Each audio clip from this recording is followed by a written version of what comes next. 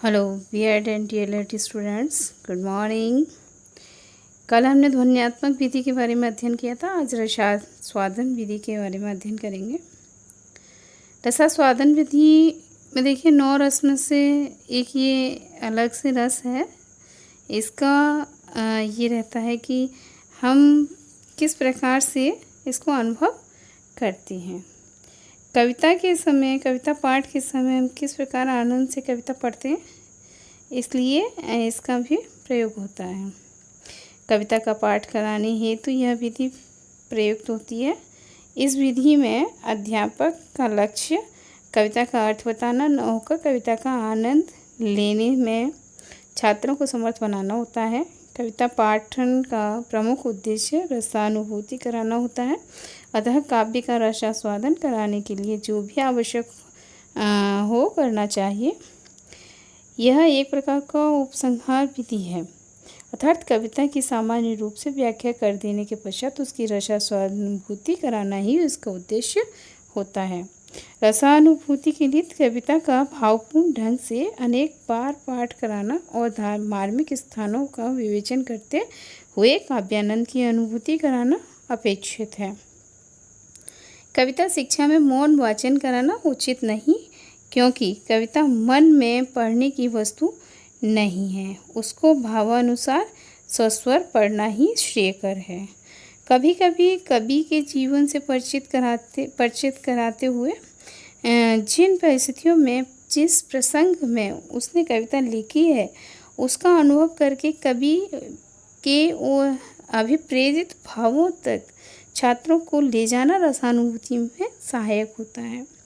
कविता के भावों को हृदयगम करके कवि के साथ तादात्म्य में स्थापित करना और भाव विभोर होकर कविता का आनंद लेना इस विधि की सौंदर्यता होती है या सार्थकता होती है।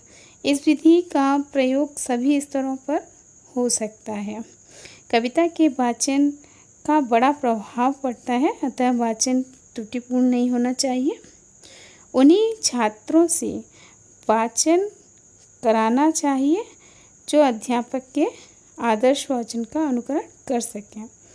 कविता पाठ कराना चाहिए। कविता पाठ में चित्रों के प्रयोग की आवश्यकता नहीं होती, क्योंकि कविता पाठ तो मन की है, अंदर हृदय से उद्गारित भाव होते हैं और उनको चित्रित करना उकेरना मानस पटल पर बहुत कठिन कार्य होता है।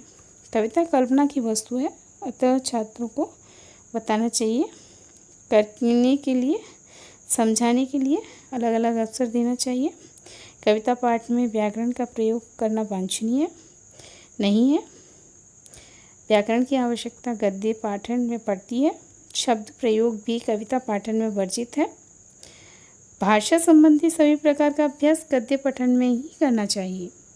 उच्च कोटि की भावात्मक कविता में अधिक प्रश्नों का प्रयोग अनुचित है, अतः खंडान्वय विधि का प्रयोग नहीं करना चाहिए। खंडान्वय विधि इतिवृत्तात्मक कविता पढ़ाने के लिए उपयोगी होती है। कविता को कंठस्थ करने के लिए छात्रों पर दबाव डालना उचित नहीं। यदि कविता अच्छे ढंग से पढ़ाई गई है और उसकी छाप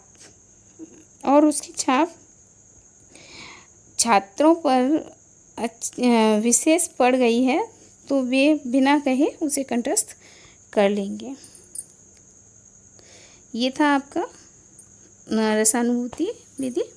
खंडान्वय विधि को हम कराएंगे। इसमें क्या, खंडों के माध्यम से, अलग अलग खंड होते हैं ना, उनके माध्यम से छोटी छोटी विषय वस्तु को तोड़कर पढ़ाया जाता है।